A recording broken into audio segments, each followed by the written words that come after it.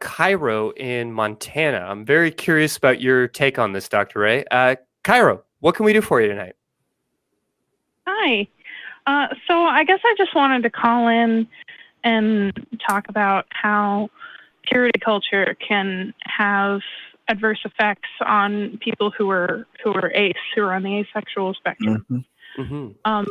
And for me, I grew up Mormon, so it was very much like it was just kind of expected that eventually I would get married and have kids and have sex and all that. So it was just kind of like a thing that I knew I was expected to do. You know, that's what I was taught, but I was never like taught anything else, you know? Like I didn't even really know how to have sex for the longest time. But when I started dating, like eventually, because in my family, I don't really know how everyone else was, but in my family, like we weren't really allowed to date until we were 18. Mm-hmm. So when dating kind of became a thing for me and I started trying to date, like sex was obviously put on the table because, you know, a lot of people want to have sex and that's cool. But at the time I didn't realize that I was ace. Like I had no idea. Like I'd been abstinent my whole life, but also like I just wasn't interested in having sex with anyone. So it was really easy for me to do that. What I didn't realize was how much having like kind of like having sex without really understanding it and like understanding how like I am and who I am and how I operate would damage me in the long run, you know? Mm-hmm. And so it was kind of like a lot of times I would, you know, I'd like have sex with my boyfriend and then I'd just break down. I'd have like just a straight breakdown for no reason. I had no idea where it was coming from. And it like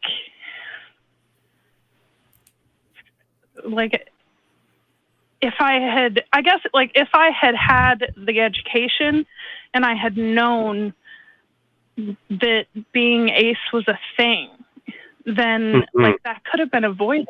You know, I could have been able to communicate that with my partner and we would have been able to have a better relationship with everyone kind of knowing what's going on, you know? Right. And I've also heard, like, this isn't my experience because, like, I've never been married, thankfully.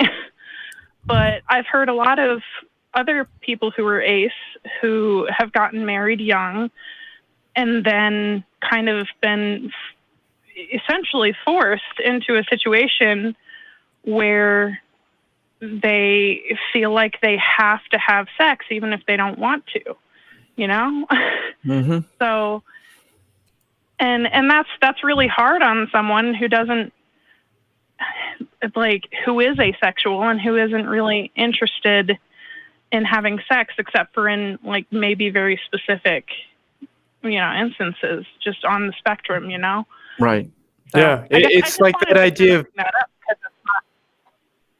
Sorry. No, I'm glad that you raised that idea because it's an important one. You know, it ties back to what Tim was saying about bounded choice.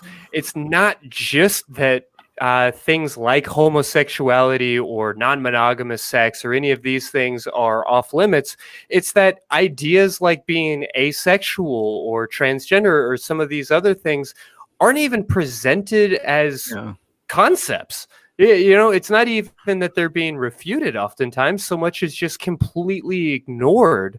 And so folks are forced to go through life being told that they can only be within like a small range of options.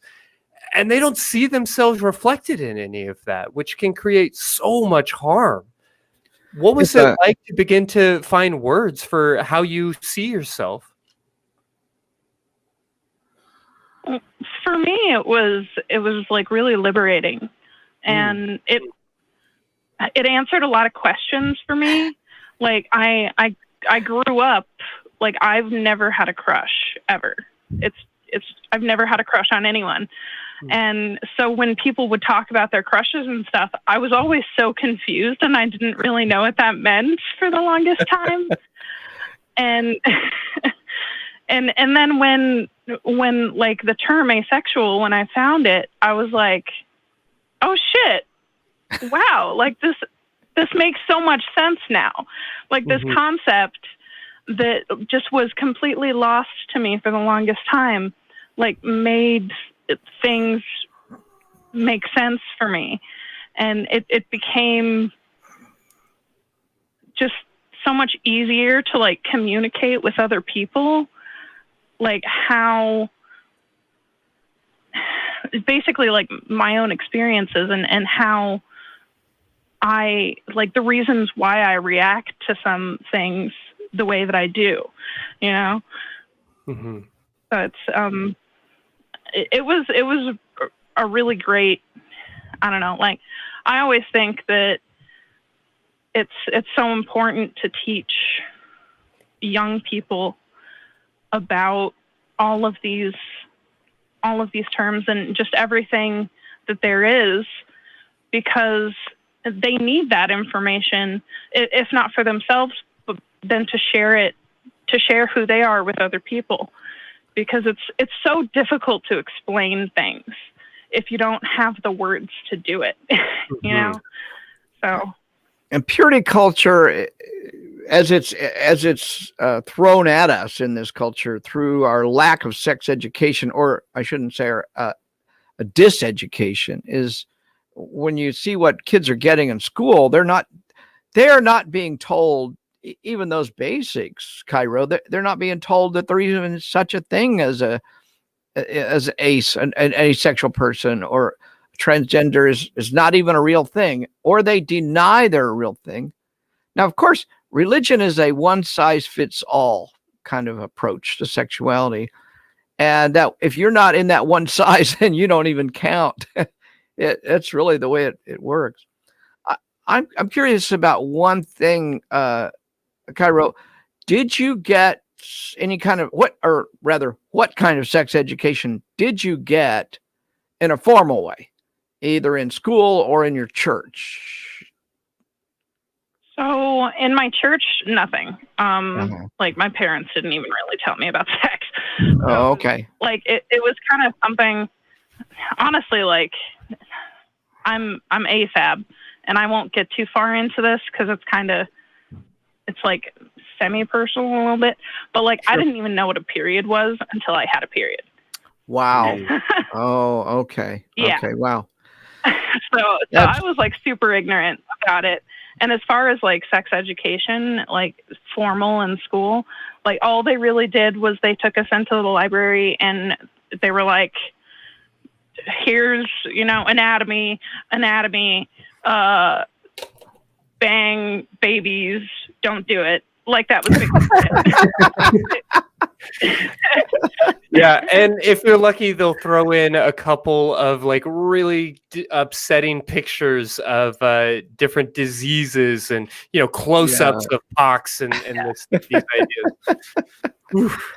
Well, I want a little bit about STD, but that was about it.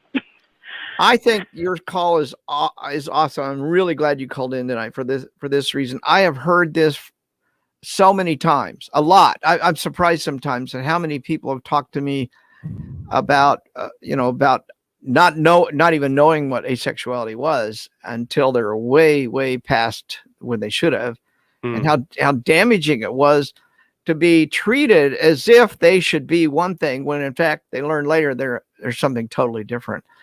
It's your identity is so important to you. How you create your identity, how your identity is formed, and religion wants to dictate your identity to you.